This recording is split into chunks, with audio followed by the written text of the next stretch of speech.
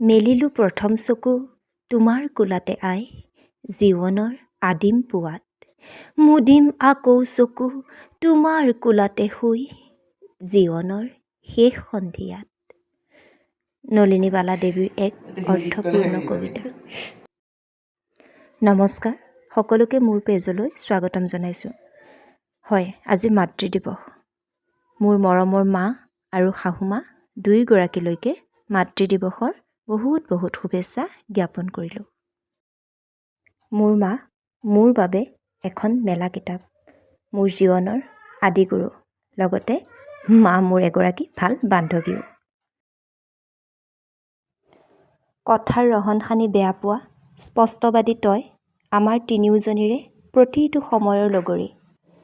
তই এগৰাকী দায়িত্বশীল মাতৃয়ে নহয় মা, আইতাক তথা শাহু। আজি এটা কথা বৰকৈ মনত পৰিছে মা, মই সৰু হৈ থাকোঁতে তই যে মই আবৃত্তি কৰিবলৈ কবিতাবোৰ ক'ৰ পৰা সংগ্ৰহ কৰি আন, সেই দিনততো আজিৰ দৰে ইণ্টাৰনেটৰ ব্যৱস্থা নাছিল।